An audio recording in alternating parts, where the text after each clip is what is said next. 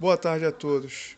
É, Exatamente estou fazendo esse áudio em forma de podcast para falar sobre algo que muitos estão sugerindo, que é, por exemplo, solicitar o estado de defesa, que realmente por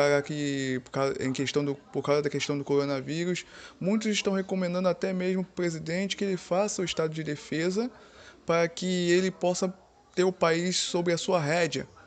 Só que eu estou vendo aqui alguns artigos acadêmicos e também o próprio é, planalto.gov, também no próprio artigo do Senado, que vem falando sobre duas instituições que o presidente da República deve consultar antes de estabelecer o estado de defesa. Por exemplo, o presidente da República pode, e isso é recomendável pela maior parte dos juristas, ouvir o Conselho da República e o Conselho de Defesa Nacional, tá? Por exemplo, vamos primeiro saber quem é o Conselho da República. O Conselho da República ele é composto pelo presidente da República. Quem encabeça esse conselho é o vice-presidente, que no caso nós temos um general militar que fala um montão de besteira. Temos também nesse conselho o presidente da Câmara, que é oposição ao presidente e ao povo. O do Senado, idem. Os líderes da maioria na Câmara piorou e também no Senado piorou mais ainda. Também o ministro da Justiça, que é o Sérgio Moro, e 6 cidadãos brasileiros maiores de 35 anos. Aí vamos abrir a lei 8041 de 1990, que não está dando para ser consultada, mas legal. Show, beleza. Tá? Que no caso essa lei 8041 de 1990, ela vem falando sobre as pessoas que eu vou consultar de novo aqui, lei 8041 de 1990. Consultar aqui o meu querido aqui. Está abrindo a minha internet hoje, ela está lenta de dar raiva, mas tudo bem. Então vamos continuar aqui enquanto é feita a pesquisa. Então vamos analisar bem. Se nós temos num Congresso a oposição tanto por parte dos presidentes das casas quanto por parte das maiorias absolutas das casas, vocês acham que realmente esse pedido de estado de defesa por parte do presidente da República, isso vai dar certo? Será que isso também não pode emplacar uma nova narrativa? Entendeu? Porque estamos vendo que o presidente está numa sinuca de bico com um motim feito por governadores estaduais e também comandados por governos multinacionais e também pela própria imprensa brasileira. Então isso pode ser, contra o presidente da República, pode ser um baita de um tiro no pé. Mas vamos continuar, ele tem que também consultar um outro conselho, que é o Conselho de Defesa Nacional. Quem é esse Conselho de Defesa Nacional? O Conselho de Defesa Nacional é o órgão de consulta do presidente da República nos assuntos relacionados com a soberania nacional e a defesa do Estado democrático de direito. Que exatamente o Conselho de Defesa Nacional é do vice-presidente da República, que é o Mourão, o presidente da Câmara, o presidente do Senado, o ministro da Justiça, o ministro de Estado de Defesa, que para mim ele é uma incógnita, porque ele é o amigo do Dias Toffoli, que hoje é presidente do Supremo Tribunal Federal, o ministro das Relações Exteriores, que realmente é um gol de placa, o Ernesto Araújo, podemos confiar nele, o ministro do Planejamento. O ministro do Planejamento, exatamente, a parte do planejamento, ela se encontra dentro do Ministério da Economia. E planejamento é o Paulo Guedes. Os comandantes das 3 Forças Armadas, E também, isso aí, são esses componentes do Conselho Nacional de Defesa. Ou seja, o Conselho Nacional de Defesa nós temos mais aliados do que adversários.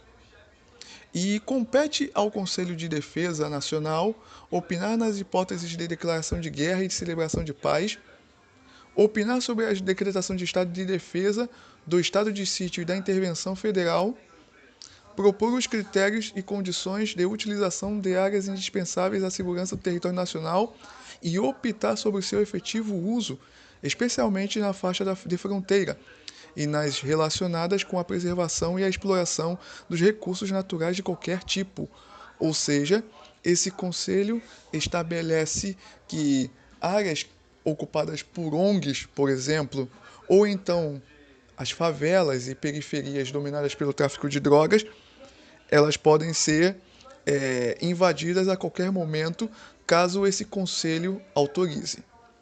E o parágrafo 4º é: estudar, propor e acompanhar o desenvolvimento de iniciativas necessárias a garantir a independência nacional e a defesa do Estado democrático.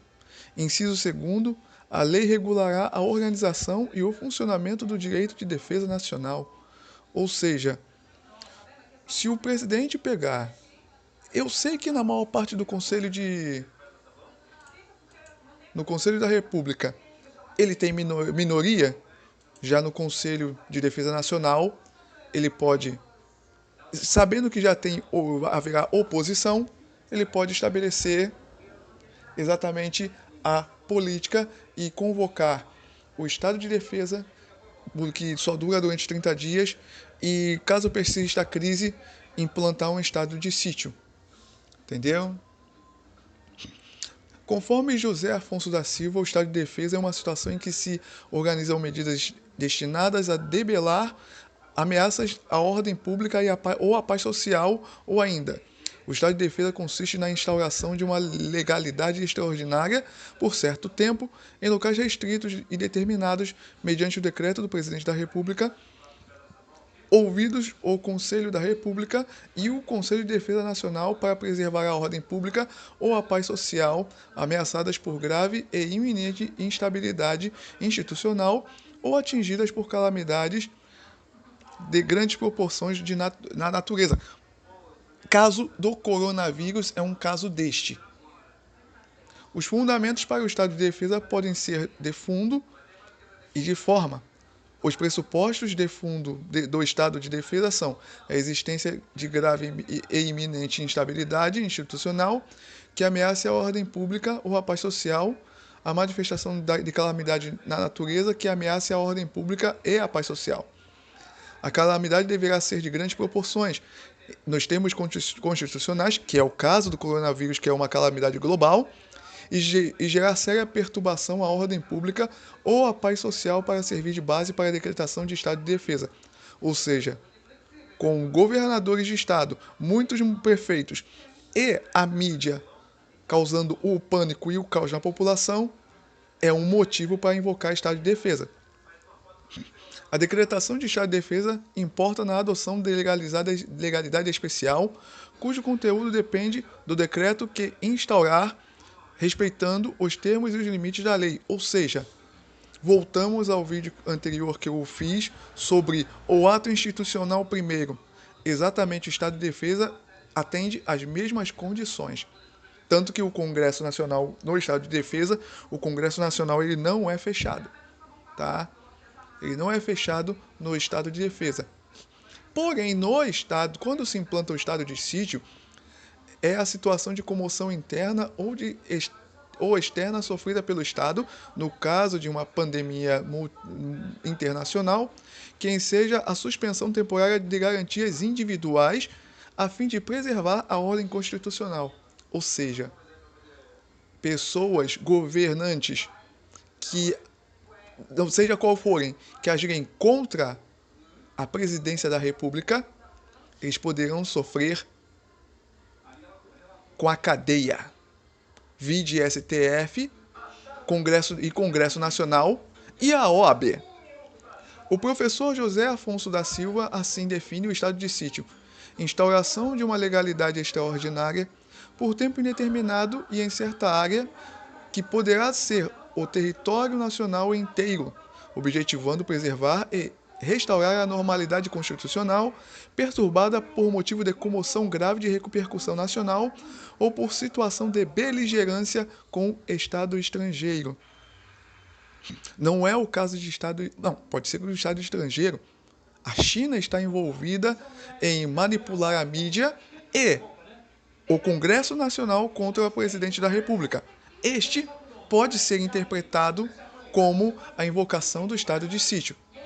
O estado de sítio implica a suspensão temporária e localizada das garantias individuais. Ou seja, localizada é o quê? Ele vai suspender as garantias individuais daqueles que ele identificar como inimigos da nação. Não é simplesmente vai generalizar. Ele simplesmente ele tem as pessoas certas a quem ele vai atacar com esta ordem de suspensão dos direitos individuais. Por exemplo, deputados federais que lutam contra o governo o tempo todo e promovem o caos.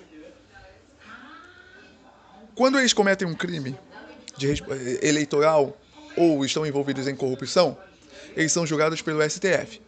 Logo, julgados pelo STF, eles eram para serem presos, mas não são. Com a decretação do estado de sítio, ele pode muito bem pegar, suspender os direitos daquele deputado e prender aquele deputado. Em caso até de estado de sítio, ele pode simplesmente pegar, dissolver o STF e prender todos os seus membros. Vocês entendem? Se eles estiverem exatamente contribuindo para o caos social. Vocês entenderam a importância de do estado de sítio? O estado e também aquele negócio, como o Manuel Gonçalves Ferreira Filho assinala, que o estado de sítio suspende as garantias dos direitos fundamentais e nunca os próprios direitos. Tá?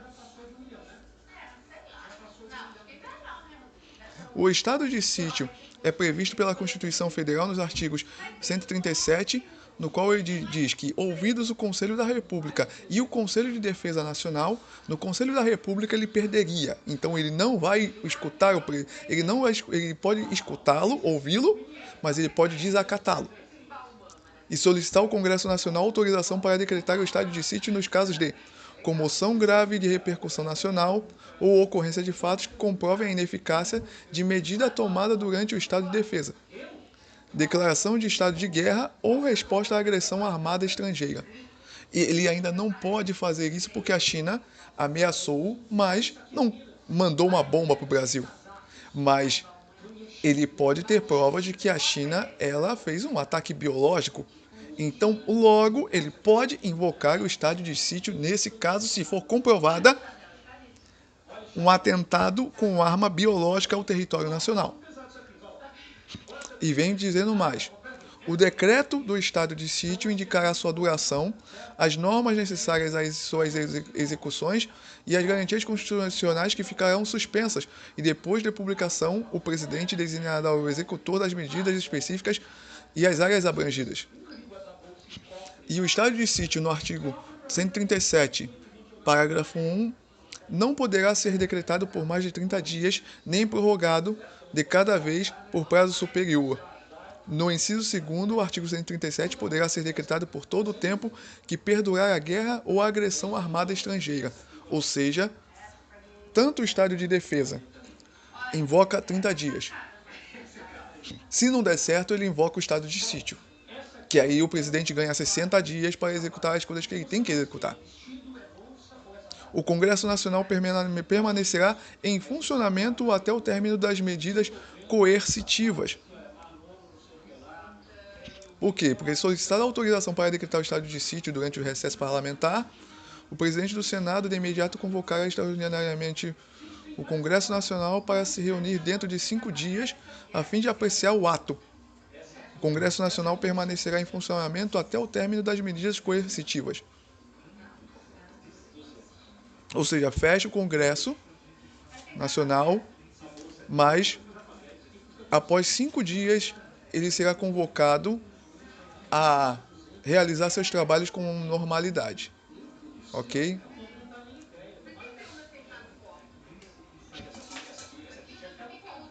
E tem mais coisas aqui com respeito a estado de defesa, a diferença entre estado de defesa e estado de sítio, né? Como é que eles podem ser convocados e como o presidente da República ele pode, se será benéfico ou não, convocá-lo. Depende da situação do país. Isso tem que ser um ato muito bem calculado por parte do presidente para que ele realmente não possa vir a dar um tiro no pé. Tá ok? Um abraço a todos e até o próximo vídeo.